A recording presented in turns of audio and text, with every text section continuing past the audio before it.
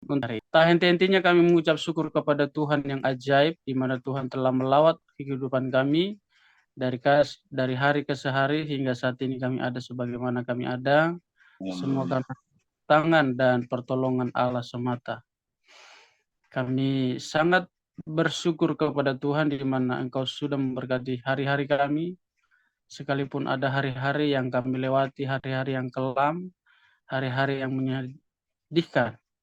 Tetapi hari ini kami mau menerima janji Tuhan, bahwa Tuhan berkenan atas setiap kehidupan kami yang sungguh-sungguh mencari, mengutamakan, dan menjadikan Tuhan di atas segalanya. Berfirmanlah kepada setiap kami, terjemahkan firman-Mu, Roh Kudus, sehingga kami bukan sekedar membaca, merenungkan, tetapi juga kami memiliki kuasa atau power dari firman itu untuk kami praktekkan hari demi hari. Segala kuasa roh jahat yang coba mengganggu konsentrasi kami, dengan satu hati, dengan satu iman, kami menolak mengking dalam nama Tuhan Yesus. Tidak ada satu kuasa pun yang coba menggagalkan firman Allah, tetapi firman-Mu ketika disampaikan tidak akan pernah kembali dengan sia-sia. Firman itu akan melakukan semuanya untuk kemenangan dan kehidupan kami orang yang percaya kepada Tuhan. Kami siap mendengarkan sabda-Mu Tuhan. Dalam Kristus Yesus Tuhan. Firman yang hidup kami berdoa dan mengucap syukur. Haleluya. Amin. Puji Tuhan, shalom. Salam Pak, salam. Ada sukacita? Amin. Puji Tuhan. Mohon maaf nih. Suara saya jelas ya? Jelas sekali Pak, clear. Thank you. Wah, mantap. Sebab kalau saya ngomong tapi nggak kedengaran, saya cuma cuap-cuap. Waduh.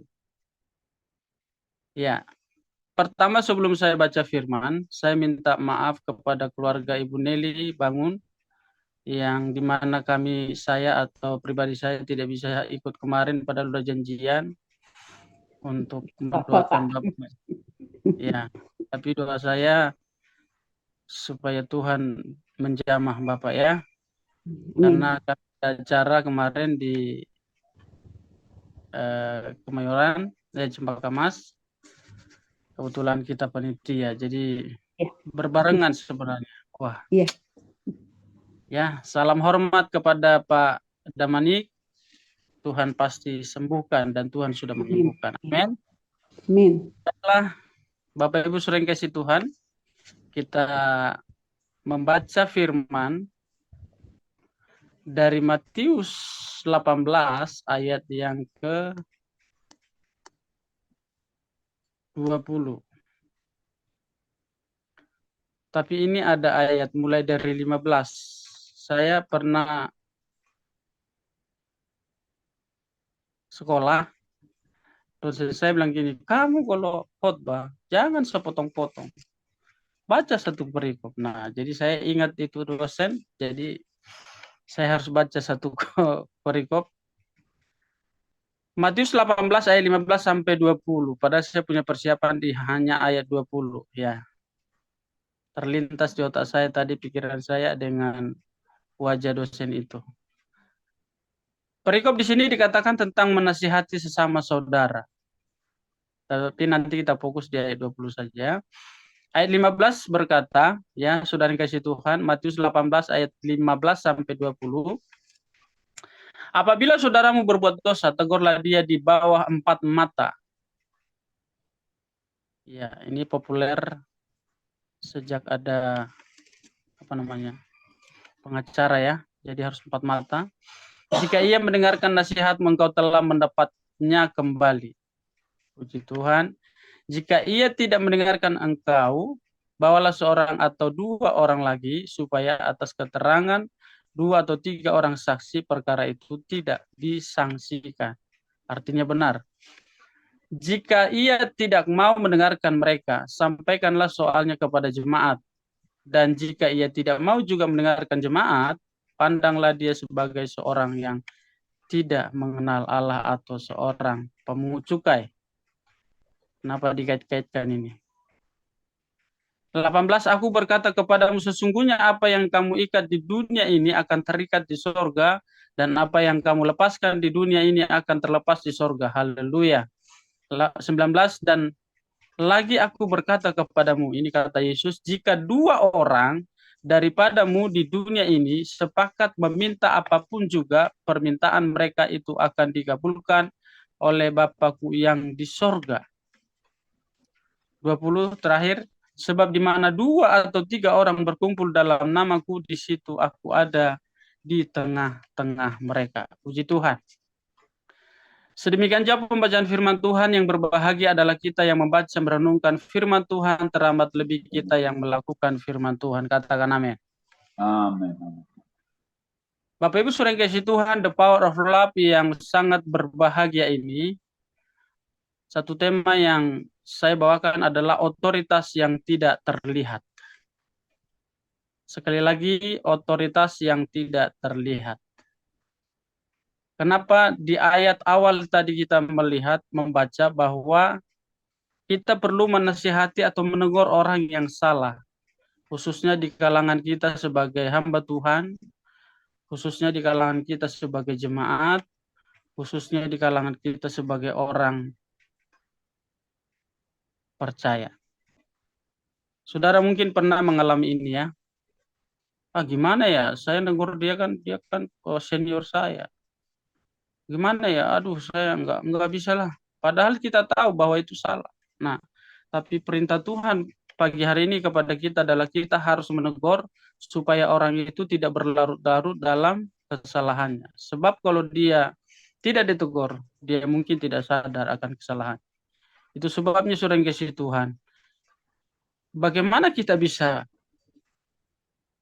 Nah, ini dia nih perkaranya nih. Biasanya kan lu belum nih, kopi songonido kan gitu kan. Orang Batak begitu biasanya. Kopi si Jepuru do ya. Ketika orang bawah menasihati orang atas itu susah sekali. Biasanya yang lazim adalah orang atas yang menasihati orang bawah. Makanya presiden itu punya penasihat, ya. MD, MP punya penasihat. Di Power of Love siapa penasihatnya ya? Ada ya? Oh, penasihatnya Pak Surbakti. Pak Surbakti itu sering menasihati saya tentang berbagai hal, ya. Karena saya memang masih junior lah dibanding beliau. Nah, apa saja yang kita perlu sudah yang kasih Tuhan? Sebelumnya saya mau angkat dulu sudah yang kasih Tuhan. Kualitas menghasilkan kualitas, ya kan? Kualitas menghasilkan kualitas, sekaligus menghasilkan kuantitas. Ini nanti kita akan merujuk di mana Tuhan tidak penting-penting amat yang banyak-banyak. Tetapi sedikit pun, bahkan di ayat terakhir tadi, 2-3 orang pun berkumpul, asalkan Yesus ada, itu luar biasa. Ya kan? Kualitas menghasilkan kualitas sekaligus menghasilkan kuantitas. Kenapa? Pusat kita berkumpul adalah Yesus, bukan pusat berkat. Amin. Kalau pusatnya kita berkumpul untuk menerima berkat, wow, saya pastikan kita akan kecewa. Tetapi ketika pusat kita berkumpul adalah Yesus, di mana Yesus adalah segalanya dalam hidup kita, maka waktu yang kita habiskan selama 2 jam, ya, itu tidak akan membuat kita bermasalah. Betul apa betul? Kita pernah dengar dengan sebutan begini, time is money. Waktu itu berharga, apalagi seperti saya kan yang online. Ya, kalau saya tidur-tiduran selama 2 jam, ya saya nggak dapat apa-apa.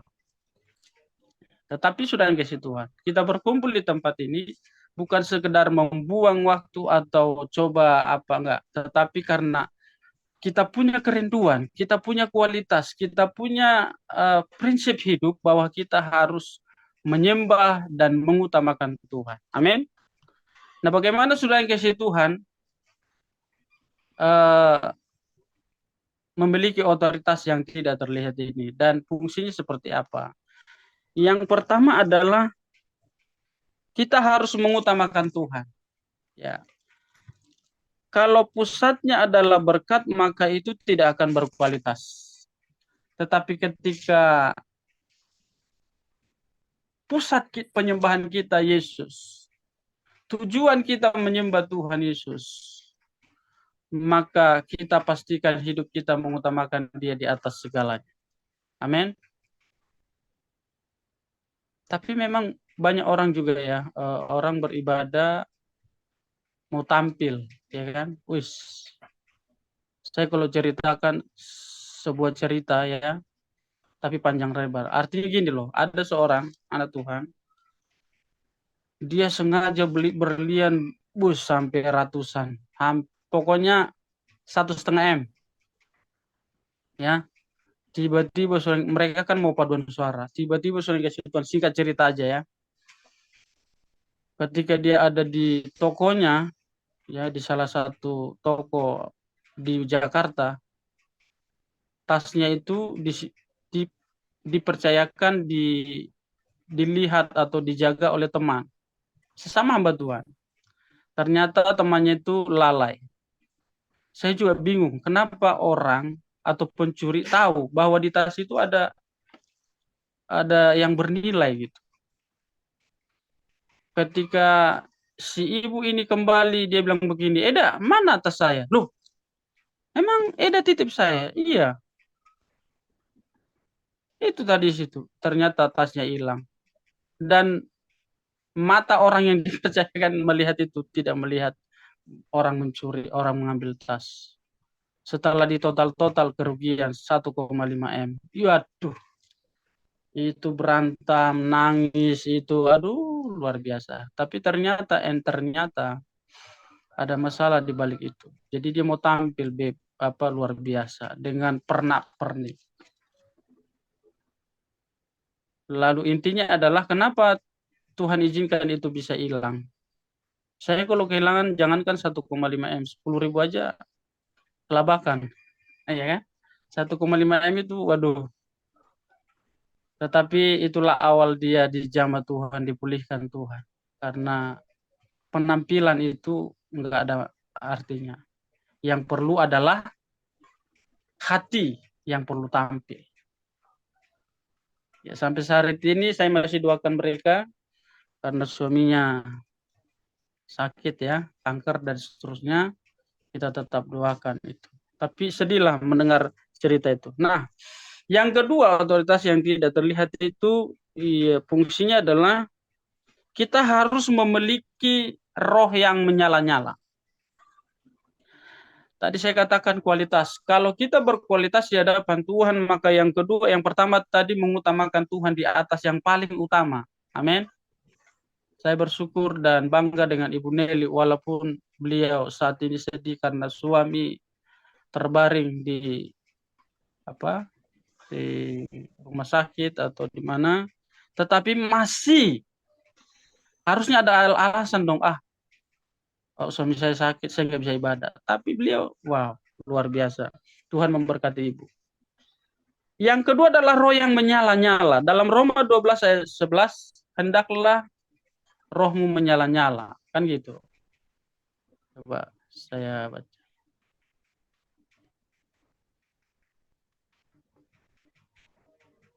Roma 12 ayat 11. Janganlah hendaknya kerajinanmu kendor, biarlah rohmu menyala-nyala dan layanilah Tuhan. Puji Tuhan. Kalau hamba Tuhan sudah tidak punya semangat dalam melayani Tuhan, wow, itu dia tidak ada lagi power, ya. Dan orang itu tidak perlu berkumpul di the power of love ini. Betul apa betul? Karena kita ini jelas ya, the power, ya, of love, ya, sebuah kekuatan, sebuah kemampuan mencintai dan mengasihi. Luar biasa. Jadi kita harus menyala-nyala. Amin. Bagaimana kita bisa berkualitas? Bagaimana kita bisa menasihati, memperingatkan orang kalau kita aja memble, tidak ada sinar, tidak ada power yang dilihat orang, ya kan? Seperti yang saya bilang dulu nih, besok itu. Itu rahama, ya kan? Segera katam. Iya. Ya kan? Bayangkan seorang pemabuk menasihati pemabuk. Atau seorang pemabuk menasihatin pendeta, kan aneh itu. Yang benar adalah, yang lazim adalah pendeta menasihati pemabuk supaya bertobat. Tapi jangan salah loh. Kita tahu dalam Alkitab, keledai menegur hamba Tuhan, raja ya.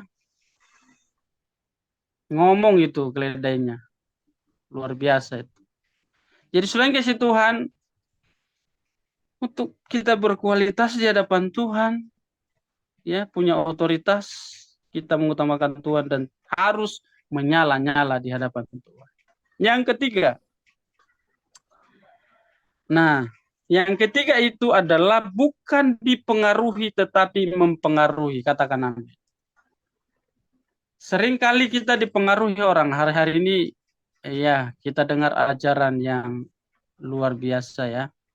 Luar biasa ke mereka, ke kita sehingga Kristen progresif. Ya. Mereka bebas melakukan apapun.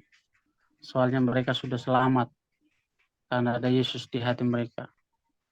Betul bahwa ketika kita percaya, itulah sebabnya sudah kasih Tuhan kelebihan dari orang Kristen.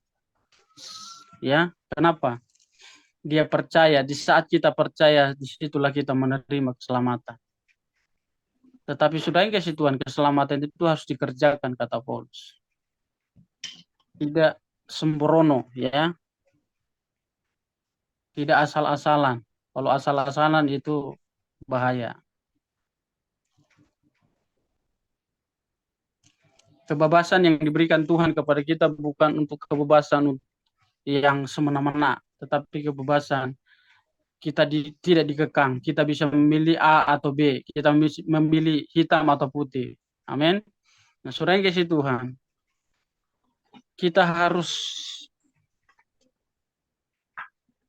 mempengaruhi orang lain supaya percaya kepada Tuhan. Kemarin pulang pelayanan kami kunjungan kepada seorang bapak Buddha.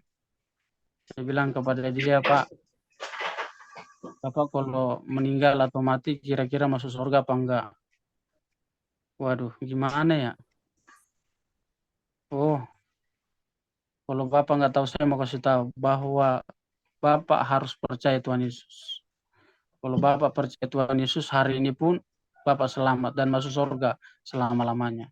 Oh, gimana caranya? Nah, disitulah kita, seorang hamba Tuhan, harus bisa menjelaskan bagaimana dia bisa menerima keselamatan yang kekal itu dari Tuhan Yesus, sehingga dia memiliki keselamatan yang kekal, ya. Bukan sekedar semoga-semoga atau mudah-mudahan, tetapi pasti, ya. Kekristenan itu pasti. Iman Kristen itu pasti, bukan mudah-mudahan atau semoga-semoga. Nah, jadi saudara yang kasih Tuhan, kita harus mempengaruhi.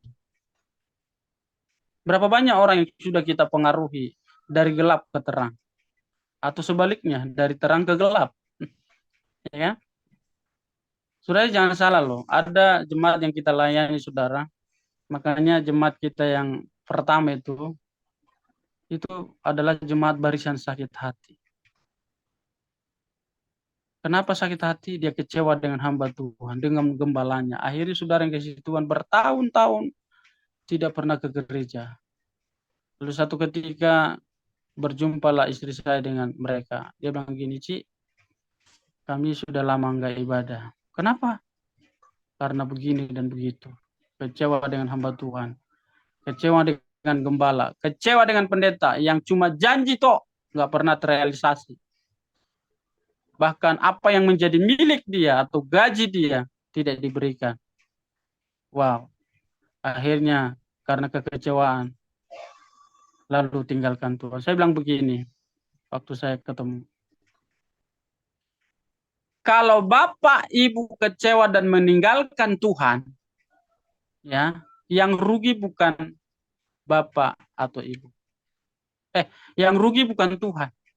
Saudara meninggalkan Tuhan atau mengabaikan Tuhan, yang rugi bukan Tuhan, saudara sendiri. Karena kita selamat itu adalah anugerah pemberian, bukan karena pencapaian kita. Jadi kalau Bapak Ibu tetap kecewa, ya silakan aja. Tapi kalian harus bangkit. Tidak boleh lagi seperti itu. Harus bangkit.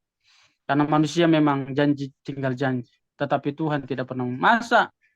Masa gara-gara si A lalu kita jadi kecewa sama Tuhan, apa urusannya? Nah, gitu. Dari situlah ya panjang lebar kita cerita, mulailah kita ada doa di sana, ibadah setiap hari Rabu jam 3 bla bla bla sampai ya hari ini. Ya, puji Tuhan. Tuhan kirim kami untuk melayani orang-orang yang sakit hati. Yang keempat, ya, tadi yang ketiga itu bagaimana kita bisa mempengaruhi orang lain ke jalan yang benar, bukan menjerumuskan, tetapi membuat mereka bangkit. Amin. Bukan melemahkan orang. Ya. Ada kan orang ya, sok-sokan dia bilang begini, tersongon dia mah benom, modalmu pesongon itu oti, ya kan? Udah pola bercita-cita, ya kan? Harusnya, oke Pak. Sekalipun Bapak tukang tambal, kelak anakmu jadi jenderal, kan gitu harusnya. Oh, ini nakut-nakutin. Gak usah mimpi dah jadi menteri. Ya. Pekerjaanmu aja cuma tukang tambal, bagaimana anakmu bisa begini? Wah, itu melemahkan. Ya kan? Tetapi kita harus membuat orang semangat. Baik, waktu berjalan terus. Yang keempat adalah hamba Tuhan yang punya visi dan misi. Ya. Jadi saudara kasih Tuhan saya mau katakan gini, bukan hanya orang yang kita pengaruhi itu menjadi orang Kristen saja. Ya. Mudah-mudahan bisa dimengerti maksud saya gini. Ketika kita melayani mencari jiwa, dapat jiwa, satu orang menjadi Kristen, ya, menjadi anak Tuhan, menjadi murid Tuhan yang luar biasa. Tidak sampai di sana, saudara kasih Tuhan. Kita harus melatih, mendidik dia sampai dia menjadi Kristen yang produktif. Artinya dia pun bisa mencari jiwa yang lain, mengajak jiwa yang lain. Produktivitas, ya. Ada multi, apa namanya? Kok multimedia di otak saya? Multi apa ya? Pokoknya multi, penambahan ya. Bukan MLM ya. Multiplikasi. Nah, itu dia maksudnya. Wah, multiplikasi. Jadi domba menghasilkan domba. Gembala menghasilkan gembala. Jadi ada orang kan, oh saya bangga loh. Kenapa sudah banyak jiwa yang saya menangkan? Nah, jiwa yang dimenangkan ini sudah berkualitas belum? Kan gitu.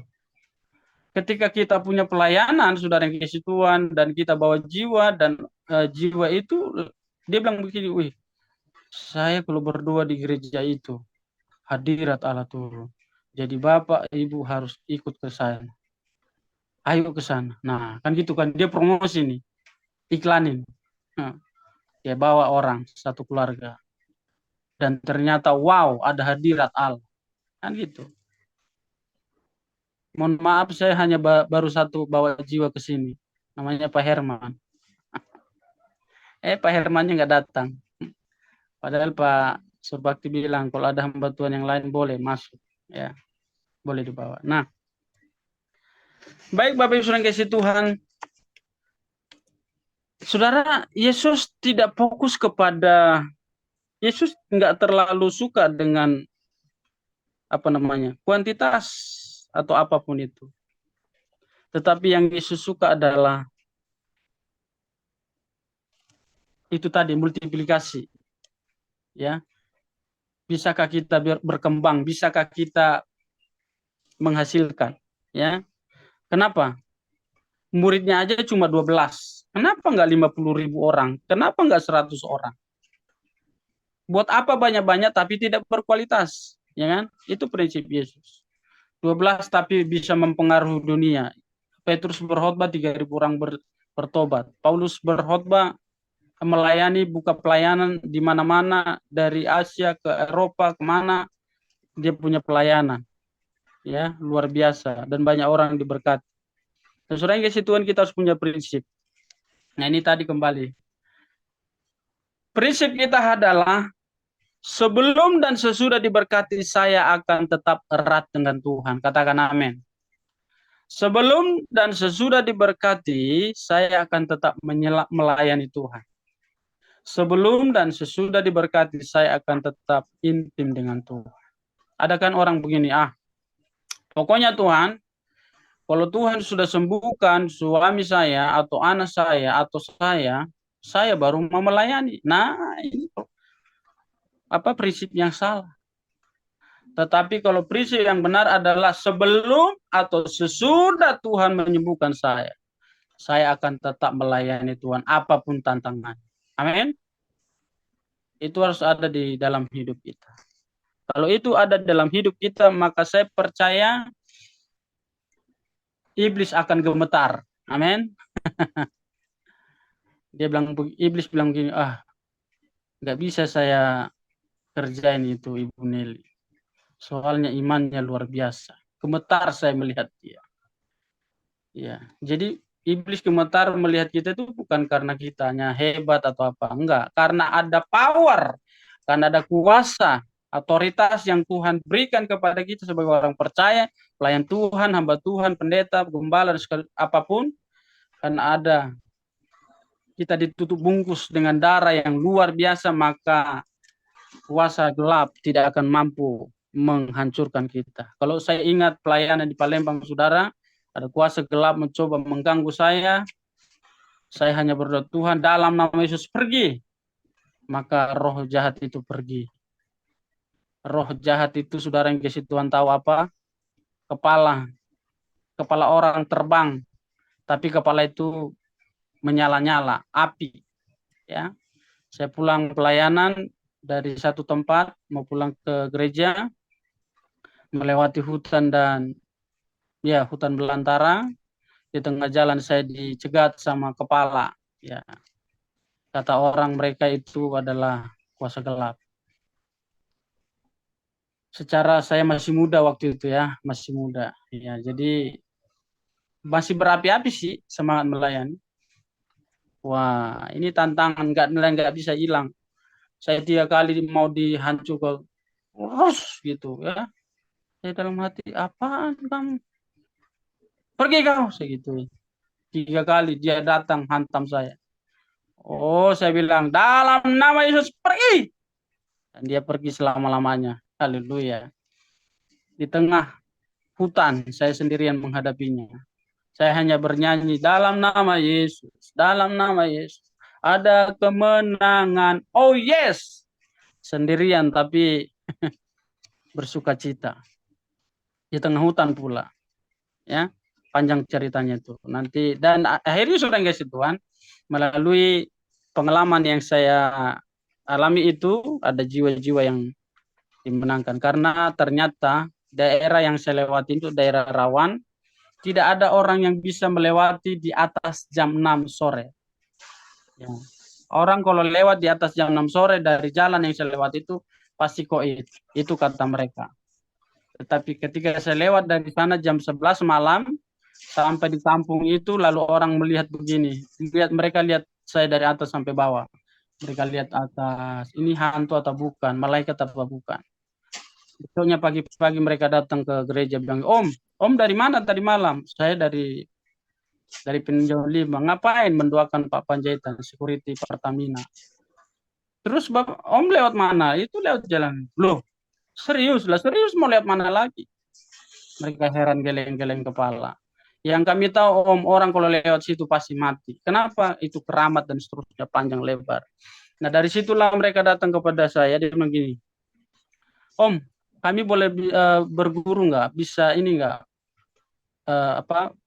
Gurunya siapa katanya? Guru. Maksudnya guru ilmu atau apa? Iya guru. Saya mau belajar. Oh haleluya. Bayangkan orang ogan komering itu kan, aduh keras-keras itu semua. Akhirnya dari situ saya jelaskan siapa Yesus yang sembah, dan mereka semua datang. Ada satu keluarga orang Bali langsung datang menyerahkan hidup. Ada orang Palembang, orang Oku yang hidupnya sehari-hari megang pisau, langsung dia berikan hidupnya kepada Tuhan. Luar biasa. Jadi kita harus punya pengalaman hidup. Nah, Bapak Ibu saudara kasih Tuhan, iblis tidak gemetar karena kita hebat dan luar biasa. Tetapi iblis gemetar ketika ada kuasa, ada power yang kita miliki dalam hidup kita, dan iblis itu akan lari terbirit-birit tunggang langgang, ya. Karena apa? Kita berkualitas karena Tuhan hebat dalam hidup kita. Pak Surbakti pernah bilang begini sama saya dalam kesaksiannya. Kalau kita ketemu orang kaya, bukan apa yang ku dapatkan dari dia, tetapi apa yang akan ku berikan kepada orang kaya ini. Wah, kami kan sering ngobrol-ngobrol ya. Jadi beliau pernah bilang begini. Ini tentang mempengaruhi. Biasanya kan orang, wah, kalau ketemu orang kaya pasti saya akan dapat sesuatu. Nah, kalau prinsip Pak Surbakti, apa yang harus saya berikan dalam pelayanan beliau? Ya, dan akhirnya orang itu diberkati dan berkat pun berlimpah. Ya, luar biasa. Dan ternyata lewat kehidupan yang berkualitas itu, maka ternyata bulan Juni ya, Pak Surbakti akan kembali lagi holiday, ya, holiday lagi, apa? Jalan-jalan pelayanan ke Singapura. Luar biasa. Semoga Pak Surbakti ya, kecipratan kami ini. Kami pun boleh ikut melayani di sana. Kan gitu. Masa founder kita ini jalan-jalan ya, dengan berkat apa luar biasa, pulang pergi dibayai, ya, kita enggak, wah harus. Amin. Jadi doakan kami supaya kami pun ikut. Bukan mengekor, tapi memang bagian dari pelayanan itu. Ya, ke India lah, kemana lah ya, Ibu Mawar ya, kita sama-sama ke sana. Baik Bapak Ibu saudara kasih Tuhan, waktu berjalan terus, saya sudah makan waktu lebih dari 30 menit, kalau nggak salah ini. Jadi saudara kasih Tuhan, kita punya otoritas dari Tuhan bukan karena kita hebat, bukan karena kita cantik atau ganteng, tetapi karena ada kuasa, ada power yang Tuhan berikan. Karena apa? Satu, kita mengutamakan Tuhan di atas segalanya. Yang kedua, tadi kita harus menyala-nyala, ya. Harus, kalau menyala itu ya menyala gitu, nggak berapi-api, nggak berasap-asap gitu loh. Jelas menyala, bukan berasap-asap ya, bukan berair-air. Yang ketiga, kita harus bisa mempengaruhi orang, bukan dipengaruhi. Amin. Kalau bisa orang itu bertobat karena penampilan kita. Jangan karena penampilan orang kita jadi orang itu tinggalin Tuhan, ya kan? Ada satu gereja seorang Yesus Tuhan, khotbah dia kan? Nah, khotbah dia. Sementara jemaat ini jemaat baru-baru kan? Dilihatlah, ini saya nggak ceritain kejelekan orangnya. Dia bilang, oh saya bingung ibadah. Kenapa? Masa itu pendetanya khotbah dengan celana legging yang sangat ketat, kan kita terganggu matanya. Terus, saya nggak mau lagi ibadah. Nah kan repot begitu. Marilah kita berpenampilan yang baik supaya jemaat diberkati. Amin. Ya kalau penampilannya ketat semua, aduh Tuhan Yesus ampunilah. Kan begitu. Ya. Harus bisa membawa orang kepada Tuhan lewat penampilan. Ya. Saya lihat di The Power of Love ini semua penampilannya the best. Tidak ada yang menyilaukan mata. Luar biasa. Yang 4 adalah hamba Tuhan yang punya visi misi. Ya, luar biasa. Amin, saudara. Punya visi, punya cita-cita, punya harapan, dan punya tujuan hidup. Kalau kita miliki, pasti kita dimampukan Tuhan untuk melayani. Tuhan Yesus berkati, kita berdoa. Kami sangat bersyukur kepada Allah yang sangat luar biasa. Pada pagi hari ini Tuhan sudah berfirman kepada kami bahwa ketika 2-3 orang berkumpul dalam nama Tuhan Yesus, maka Yesus hadir. Dan kehadiran mula yang kami harapkan selalu dalam kehidupan kami. khusus kami yang tergabung dalam the power of love ini Tuhan. Supaya kami bukan sekedar berkumpul semata, tetapi kami punya kualitas hidup, punya dampak yang luar biasa kepada orang di sekitar kami, sehingga orang mengenal siapa the power of love. Terima kasih Tuhan, mampukan kami untuk aplikasikan firman yang sudah kami baca dan renungkan di dalam kehidupan kami sehari-hari. Kami percaya yang sakit disembuhkan, yang lemah dikuatkan, yang berbeban berat diangkat bebannya, yang menghadapi jalan buntu diberikan jalan keluar, dan yang punya masalah sudah diselesaikan. Karena kami percaya kami punya gembala yang sangat luar biasa, yaitu Tuhan Yesus Kristus. Di tengah pergumulan dunia ini yang sangat mengkhawatirkan, ada ajaran-ajaran yang tidak jelas, mampukan kami untuk kami bisa mengatasi semua, bukan kami yang dipengaruhi, tetapi kami yang mempengaruhi ke jalan yang benar ya Tuhan. Terpujilah Tuhan, ini doa kami sambut terima firman Tuhan dan siap melaksanakannya. Dalam nama Tuhan Yesus Kristus Gembala yang hidup, kami berdoa dan mengucap syukur. Haleluya, haleluya. Amin.